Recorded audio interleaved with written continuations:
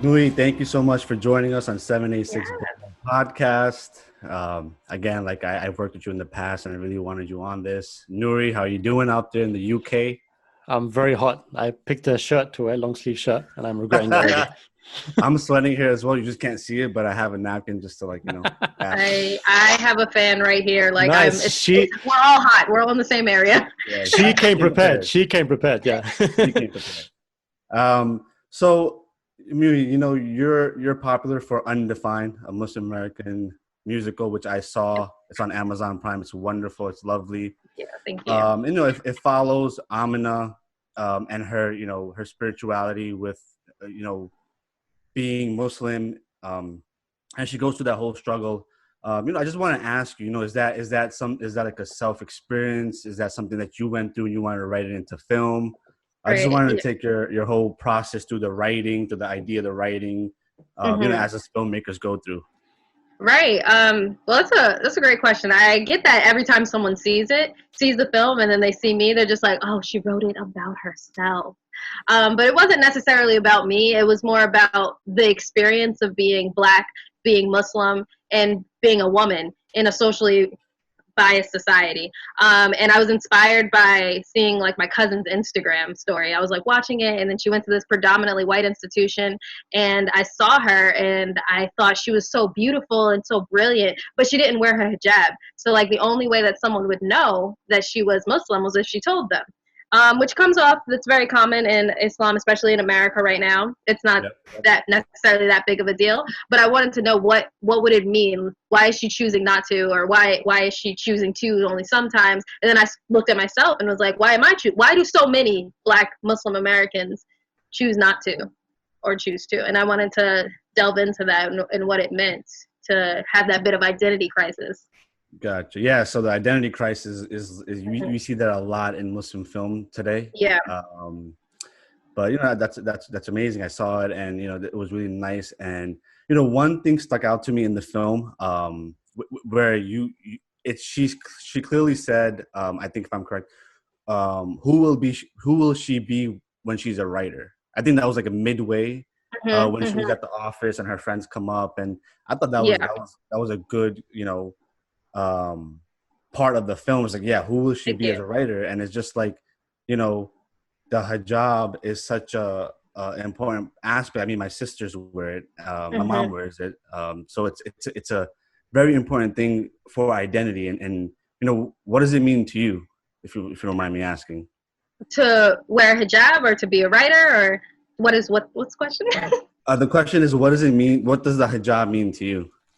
Oh my goodness. The hijab is beauty and power to me every time that I see it, especially when I see Black women wear it.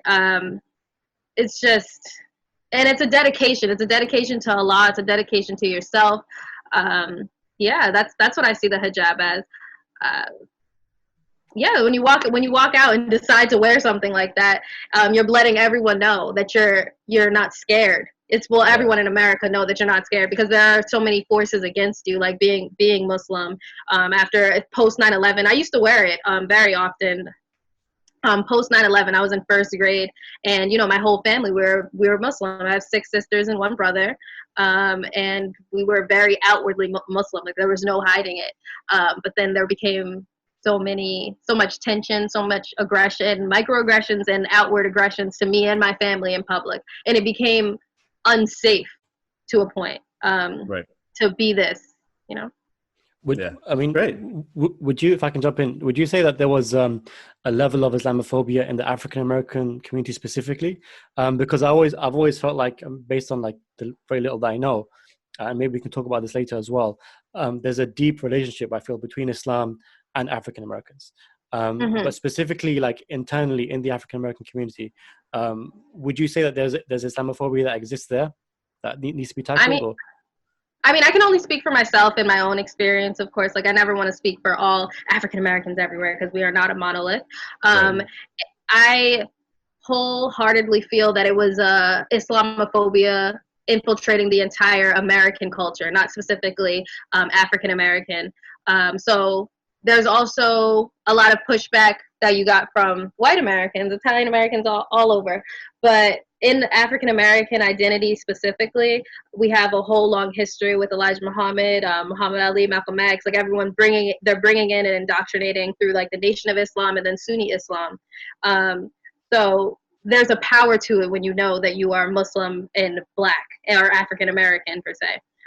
So I didn't experience personally much Islamophobia between African Americans, but you know, like people would say specific things, so it'd be cause for education as opposed to like run away, I'm unsafe, you know. Gotcha. Well, with that being said, you know, what, like, you know, I really want to get into, like, you know, take me through the steps and the positive and the negatives of being, you know, a Black female Muslim filmmaker in the industry. You know, I'm sure there's some positive to it and I'm sure there's some negative to it. Right. Would you like to share some? Can you share some with us? Sure. I love being Black and I love being Muslim and I love being a woman. Like, I'm having a great time personally. Yeah, I get to wake up every day and I think a lot. I thank the ancestors for instilling all of this information, all of this power inside of me, and also having the guidance through the Quran and through Allah and through my father, who was a former imam.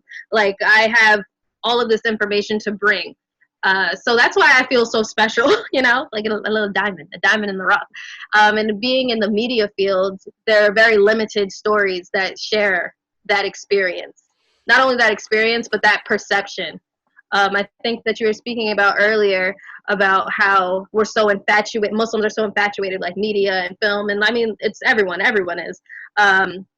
But a lot of it could be haram, like the whole media interpretation and like the overall imagery of it. It's a lot of haram business out there. But more people like us creating more content and actually taking in our perception, not as like going against the norm, but just expressing like, oh, this is a form of art, but as is this, you know, I get to draw from a lot of experiences and a lot of information and ancestry. It's pretty awesome. Yeah, it's interesting you say there's a lot of haram or negative in the media and film. And, you know, I that happens to me at times too when I'm filming as well, where like, you know, I make the whole production stop because it's namaz time. Like, yeah, I gotta go pray. Right. Yeah. But they don't understand it. And you know how it is being on set, you know, time is money. Yeah. You don't have much time. But, you know, it's funny you mentioned that because there are scenes where you can't alter and it's just like, but then it's like, you know, how do you, what I'm trying to say is, how do you balance your spirituality with your art form? How do you do that? Because for me, I'm still exploring that, and there's some really hard no's for me, and there's some absolutely like that's you know, at to an extent, but like how do you balance that? It's definitely a process, and I think I'm still figuring it out as well. I think when we first met those 5 years ago, I explained that I'm a director, I'm a creator, but I'm also an actress. But I had a very difficult time trying to develop my headshot. Like, it's like, oh, do I wear my hijab in the headshot? And then a lot of people would tell me like, yeah, maybe not, because they want a blank slate. But I'm just like, wait, but I'm the actress. Like, that's who I am. Like, but I'm willing to take it off. But I'm willing to wear it. Am I just going to play a Black Muslim all the time? It was a lot to deal with. I think for me personally, it helps because I'm a creator also. If they weren't going to make content about me or for me, I was going to just go ahead and do it. So balancing spirituality never was a problem for me until I needed something from somebody on the outside. Yeah. But as you're creating, you get people who are also on the same page, so you can make your projects bigger and better, and things like that. Yeah, so it's interesting you mentioned that, because on our last podcast, me and Nouri were speaking about how we need people to create those contents that, you know, people like me and you and other Muslims are comfortable making. Right. So Nouri is going to be writing our next film, right? Okay, you said it. Writing that down. So basically, just to recap, we had a very interesting conversation about the different kind of forms of Muslim representation that exist. And I feel like when you look at some of the more popular forms of Muslim representation in the media right now, they aren't forms of representation that will please everyone. And I think what I was saying to Hasnain was, at the same time, like, I can't be fully critical of, let's say, for example, Kumail Nanjiani's story or Rami's story, because it's not my story, it's Kumail's story, Yeah. it's Rami's story. Kumail's the guy that made it. Kumail is the filmmaker, the guy who, you know, who wrote it, and it's about him. Rami spent all that time making that series, and it's about him. So I feel like, you know, if Muslims who feel that they're underrepresented, that their stories are underrepresented in the media, really feel that way, it's time for them to step forward and to create those stories that they feel appeal to them. But there is like a wider question, which I did want to ask you as well, which we did discuss last episode, which is about, do you feel that Muslim filmmakers have a responsibility do you feel that they should keep in mind, or do you feel like they have a responsibility to represent all Muslims? Because I feel like when you look contextually at Hollywood and at the film industry, there's very little Muslim representation. So when someone like a Rami does come forward and make a series about him, or someone like a Kumail Nanjiani comes forward and makes a movie about essentially the Muslim experience, it speaks much louder because there's so little Muslim representation. So do you feel like, let's say, for example, you're going out to make a film, do you feel like your film has to take into account that you're not just speaking about, let's say, your story or your own writing, or even, you know, telling the story of people within your own circles, but rather Muslim, young Muslim black girls all over the country, or young Muslim girls all over the country, or young Muslims all over the country? You know, where does that kind of barometer end, do you feel like, when what kind of lens do you put on before you go out to make a film? Right. Yeah, that's an amazing question. I definitely believe that a lot of that pressure comes from this idea of like Eurocentrism and, you know, white supremacy, and like even like partially Christianity that just exists and infiltrates all of media in America, or most of media in America. So to put that pressure on all of the underrepresented groups, that if you're going to make something, you better make it right. Like, make it about this, about that, and make sure everyone is involved. And that's just one, way too much pressure, and two, pretty much impossible. So as long as you're creating and always keeping it authentic and genuine and telling your story, everyone as a storyteller has that pressure to keep it authentic. You know, like you know that media is extremely powerful. It's a catalyst for change. And I think one of your questions earlier, or maybe later, was how do different movements are affected by media, you know? So as a creator, you know that you have that power, and you have a duty to create things that affect people. You're always trying to draw an emotion out of someone, but to say that you're going to speak for everyone in your culture, everyone in your demographic is dangerous. That's why different people from your demographic will continue to create. Yeah, that's right. Yeah, it is a slippery slope. I must say, as somebody who, you know, was in that place where I have to start writing my own films, because this is like kind of, there's no opportunities out here. There's not really much stories that, you know, go in depth with anything. But in regards to like movements, you know, we're in very tough times today, being Juneteenth and Black Lives Matter movement and everything going around in the world. You know, how do we translate that into, you know, positive media, you know, coming out for these movements in the future, going down the road? Like, is it upon people like me and you to write about it because we're living in the experience? You know, is it something that, you know, collectively we can get together and write about this? And then, you know, I just want your perspective on that. Like I said before, media is so powerful, and it's a catalyst for change. It incites people to make change because it's information. The once you know more, you do more. So especially we have all of this more information from social media and the power from there. And even small videos like TikToks or the OG Vine, they're still giving people information on how to make change. So moving forward, as creators, like as you and I, we've been doing this before the quarantine, before everyone decided to like wake up, or like this information became such public knowledge.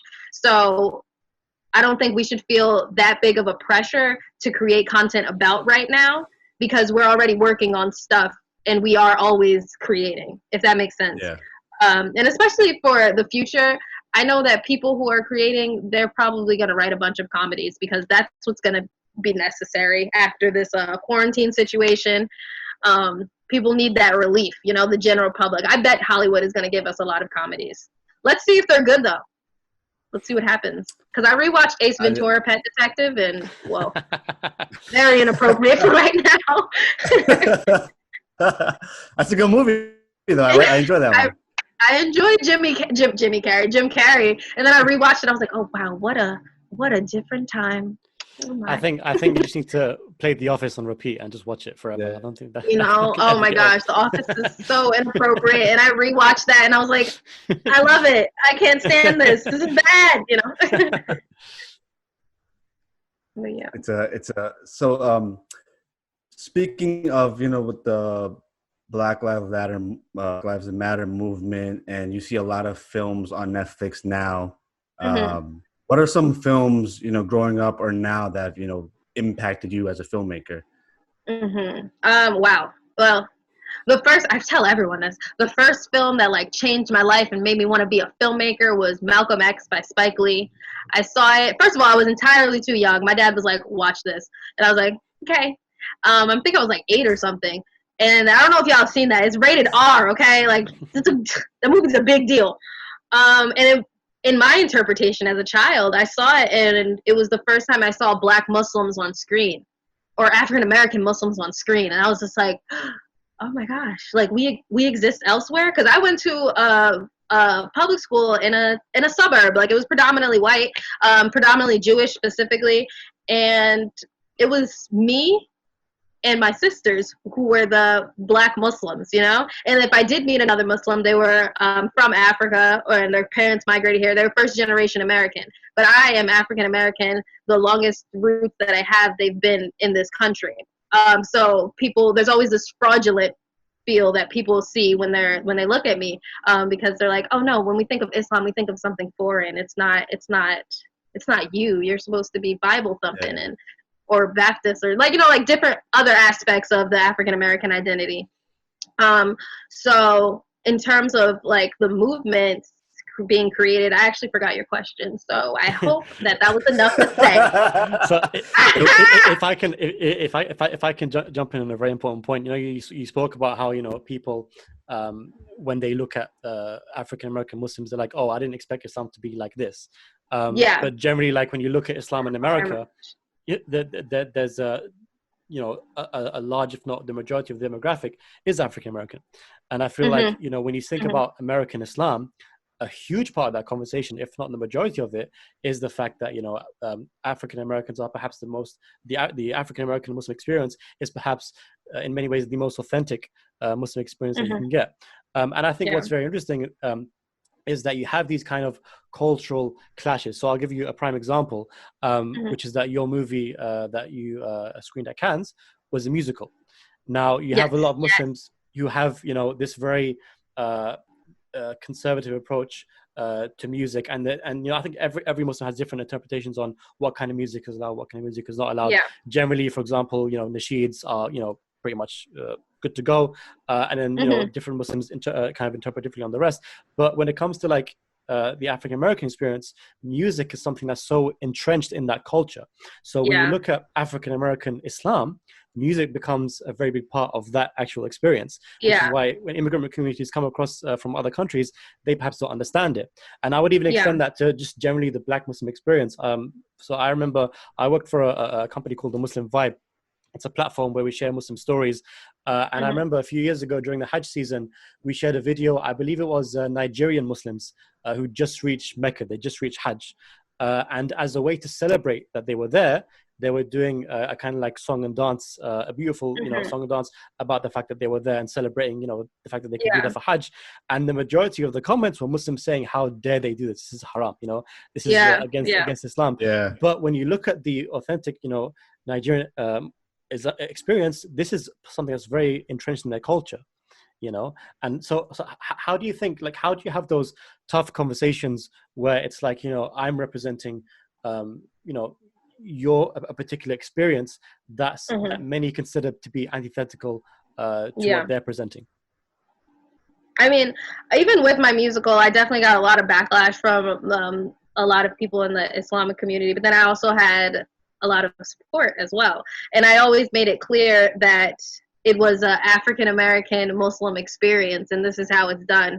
And I don't know if you were able to see it, but the composer I got to do it, I wrote the music. I wrote the songs, but the composer wrote the actual music, N.J. Gordon. And he has this whole jazz background, and jazz was created by African Americans in America. And then as you go on down watching the movie, it turns into this neo soul vibe. Like it goes from like jazz to hip hop to neo soul. Like it's going through the aspects of identity while Amina is traveling through her understanding of her identity and this new interpretation. And that's what I wanted it to mean on a deeper level, that Islam is a religion, and being African American, it's like, it's a culture. It's you're just you're part of it. So how you express that, they're not like mutually exclusive, you know, like they come together, they're intertwined, they work well. And however you express it, as long as you're like keeping to the deen, it's beautiful and should be embraced, no matter where, from what part of the world you're on. I think the comment I made earlier about, you know, the African American Islamic experience being, you know, in many ways the most authentic, is because when people from like our communities, me and Hasnain from like a Pakistani background, or generally, you know, immigrant backgrounds, people that are migrating to America in the past 20, 30 years, we kind of bring with us our culture from the East, and we try to live it in the West. So for example, I was even telling Hasnain and Ali that I feel like in the UK, British Muslims are very different, because in America, generally across the board, they're more comfortable with being American. But with British Muslims, we're living here, but mentally, psychologically, we're still living back home. And I feel like, you know, that also extends to immigrant communities in America. Whereas if you look at the African American community, because they've been there for so long, they're much more intertwined. You know, they're much more intertwined.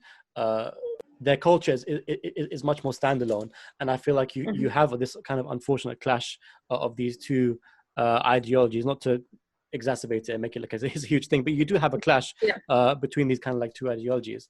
So I think it's very interesting to kind of explore that.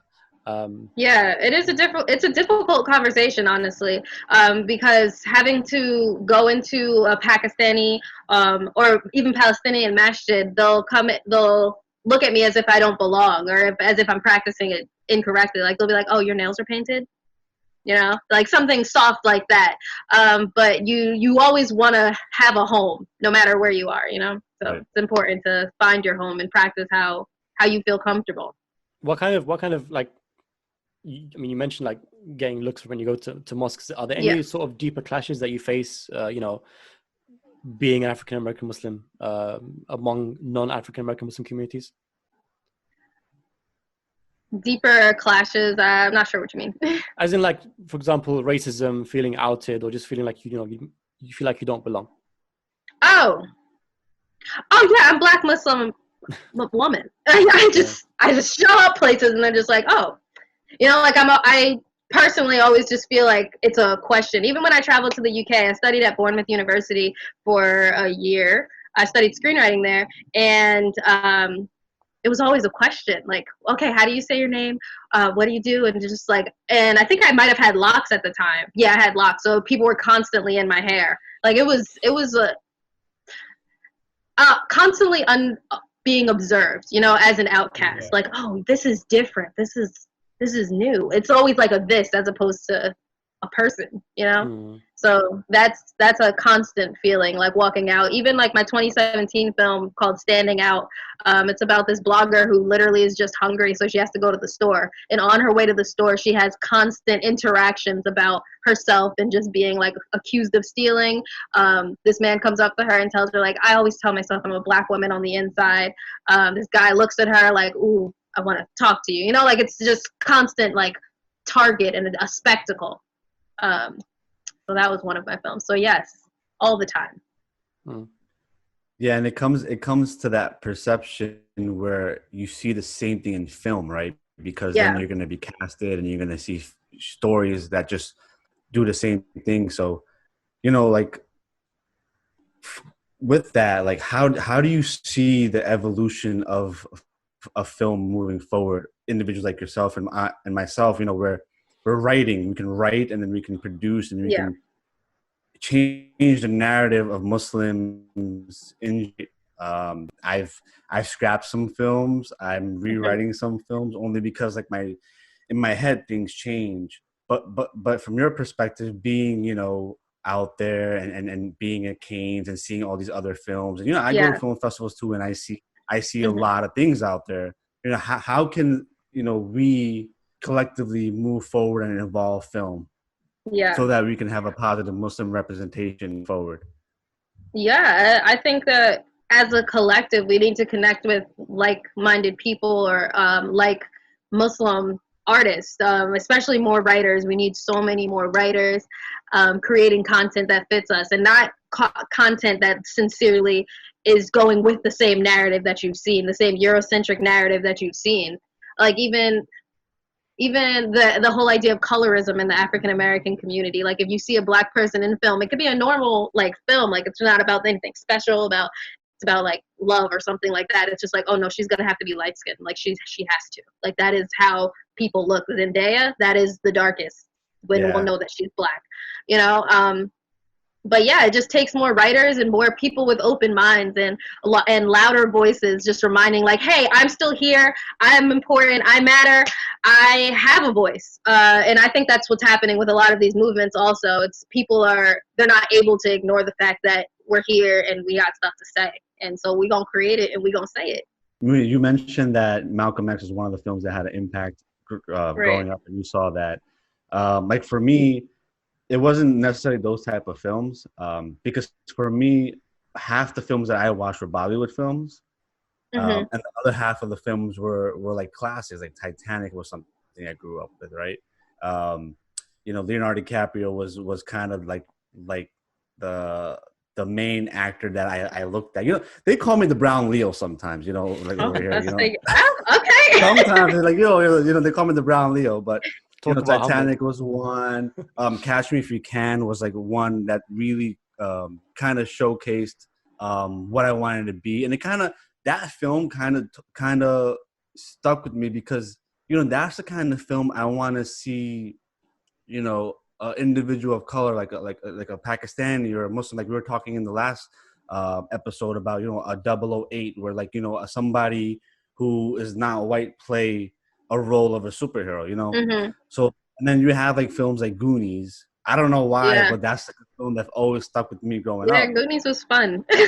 Yeah, Goonies was fun. So, you know, growing up, what were some of the impactful films in your life, you know, that you might have saw? Maybe it could be Goonies. Maybe it could be some stuff. I mean, I know that I had a very specific childhood.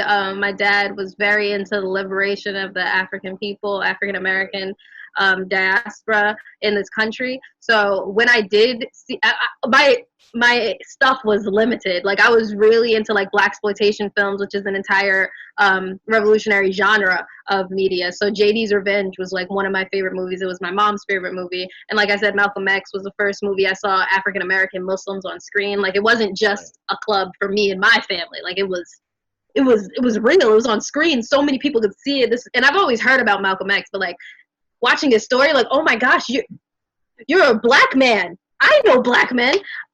Even smooth, like on the animated spectrum, when I saw Princess and the Frog, like I was just like, everyone is throwing this big fit about like having a black Disney princess, and I was just like, I mean, cool. Like I never related to Disney anyway, so like, okay. And then I watched Princess and the Frog, and Mama Odie came out shaking and singing her song. I was like, oh, my grandma, she's right there. It was awesome. Yeah, I think when I relate to films, it's because I see myself in it. I see my community and I see my family in it. Right. Queen Sugar, Ava DuVernay's series on OWN, I believe it's on OWN. That was about black sharecroppers, which is what I grew up hearing about. Like my grandmother, her family, her dad was a sharecropper, so they grew up like working in the South and then moved up here. And you know, like I knew these stories, but I never saw them. But then I had a voice in a picture, and it belonged to someone else, but also to me. So the power of media is amazing, and those pictures just changed me. Like, yeah, it's interesting how you talk about your experience seeing somebody like yourself on camera. You know, like Nouri spoke about that. You know, like how you see Pakistanis or South Asian Muslims on camera. Like, oh my God, like my parents would be like, look at us, we're winning, and I'm like, oh, that's like a 5-second segment. Like it's Yeah. fine. You want to Yeah. elaborate on your experience on that? Yeah, so I mean, Muhyi, like I was telling Hasnain and Ali, who's not here right now, on the last episode, but it's like whenever you saw a Pakistani, British Pakistani, or just a Muslim of any kind on TV, it was like, oh wow, oh my God, I feel so Yeah. represented, even though he's like in the corner or he accidentally walks into the shot in the background. Anything as little as that is like, wow, we grasp onto it. And the first guest that we had on this show, Carell, he made a very beautiful point. He said, when you don't see yourself on TV, you feel like you're not equal to people that are represented on TV.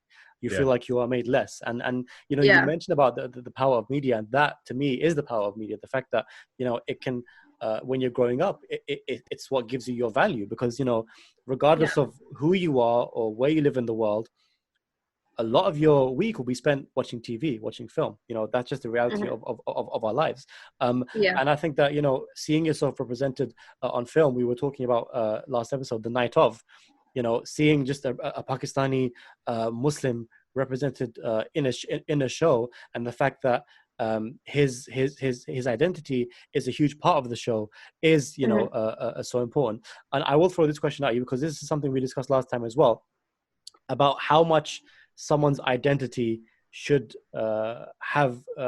be in focus in a film or TV. So, for example, I made this joke last time with Hasnain. I was like, when you watch a James Bond movie and he goes to Spain, he's not spending half the movie questioning his whiteness and his identity and how his place fits in the world. But whenever it's a Muslim character, majority of the time, it's about how they're struggling with their faith or how they're trying to reconcile their identity with the culture. And I feel like as a Muslim African American woman, do you feel like, or just generally when it comes to the representation of African Americans on TV and film, I feel like it's definitely improved from what it used to be. But do you feel like where does the how much emphasis should be placed on the identity being a significant part of the story? So, for example, let's say you have a character in a film. Should it be a case where it doesn't matter whether they're white or they're black or they're Pakistani, or should it be a case of, no, let's talk about, their identity. Let's make it a big part of the film, and let's make it, a central a storytelling point. Where do you feel, the balance should be in that? Yeah, that's a great question. I think Issa Rae, she actually brought up one time that African American women, especially, they're not allowed to be boring in film. Like it always has to be about being black and all the struggles, and you have to save everyone, and you have to be like a vixen, or you have to make things bad for people. Like it's a story that your blackness is an issue in the forefront. And I do think the reason for that is because of this Eurocentric idea and, white supremacy in this country. They're like, whiteness is the norm. You know what I'm saying? The conversation is framed from the context of whiteness is prevalent and everything else is secondary. Yeah, exactly. It's the default. And if you are anything else, you gotta have a reason for being that. And it's just like, no, I actually just exist. And I think that the more that we can normalize being brown, being Muslim, being like existing in our existence, it becomes normal, and people are more open to when they see them in public, and it won't be such a big deal. They'll chill with all those microaggressions and things like that. So it just needs to be normalized, and I think that takes time, because that would be having to admit that there is a default. So people aren't really about that all the time. So I think at first it's important to like, oh yeah, this is a character, but you need to like fall back from that, because you are still just a person, that's why. And even like as a black person, like I like living in my daily, it does come up a lot, like race. It does happen often. It's just like, oh, that's a black person thing to do. Like being a black person, it does come up in like everyday conversation. But that doesn't have to be the forefront of the story. I think they do a great job with that on Queen Sugar, even on Insecure. Those are amazing things. And even being Muslim, like that is a part of the narrative. Like that is your life, like you have to pray 5 times a day. How are you just going to ignore that? you know. Yeah. So that becomes part of the story. But there's other times in the day that need to be told as well, as the norm. The norm is eating. The norm is going to work every day. Like the norm is working out. You know, like Yeah, just make it regular. or you know, the norm in the story is, you know, the central issue that the character has to resolve. You know, I think I made this point last episode as well, was that when it comes to Muslim representation on TV, we don't want to see Muslims portrayed as terrorists for sure. But on the flip side, we don't want to see Muslims, you know, being absolutely perfect, you know, in every single aspect of their life, because that's not Yeah. a story. That's not a TV show. You want to see people that are It's flawed. not real life either. Yeah, exactly. Yeah, for sure. And Yeah. I think that's also a very important conversation that we need to have. That, you know, we want to see Muslims who are going through peril, but at the same time, it doesn't always, in my opinion anyway, need to focus specifically on their faith and what they believe. Yeah, I don't think that needs to be the focus, but there's a strength in making sure that it's known. Yeah, for sure. Especially like you were saying earlier about how when it's in the forefront, like it seems like you're speaking for the entire religion. But it just needs to be known, because hopefully there'll be another picture later and it's a person doing completely different things, but oh, they're Muslim too. That's where the strength comes. That's where the strength comes in. It's numbers, it's diversity, it's existence, it's real life, and that's the power of media. Art depicts life, life depicts art, but they influence each other. Yeah. So with that being said, what's next for you? What are you working on? What should we, know about Afro Twin Productions? What's going on? Right. Afro Twin Productions, that's my production company. I'm working with like so many amazing people. Like my squad is like tight. I'm so happy. I'm so proud of them. But right now we're working on our second season of Bodegas, Spots, and Restaurants, which is my show that travels to different Black and brown restaurant businesses and just showcases them on the platform via social media.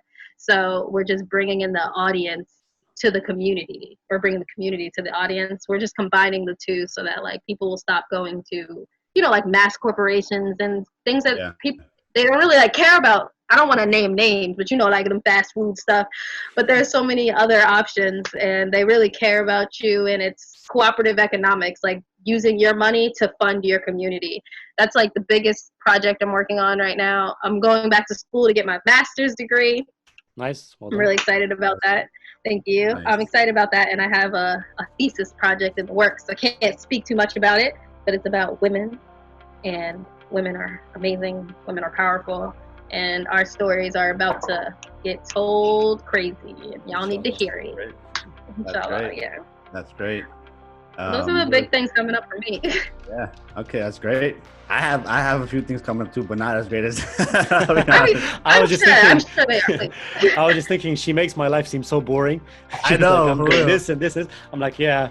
What am I doing next? Probably just gonna have dinner and go to sleep. I mean, one day at a time, It's just my to-do list was super long today. Actually, I'm extremely tired, but keep moving in your mission, and move with love and move in faith. It's just that's the answer to it all. No matter how you get there, just make sure you're on that path.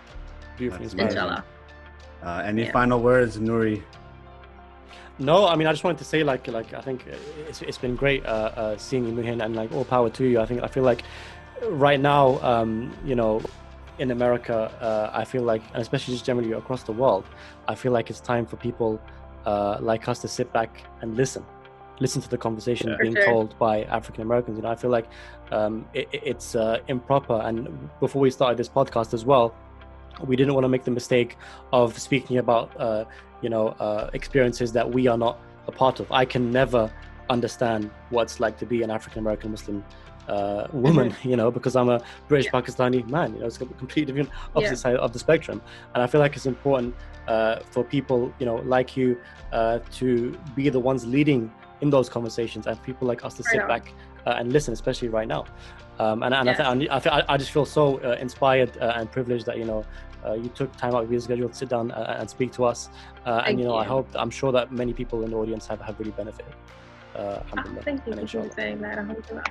Thank you guys so much for having me. Like, this was beautiful. I really want the best for this podcast and everything. It's all in good intent.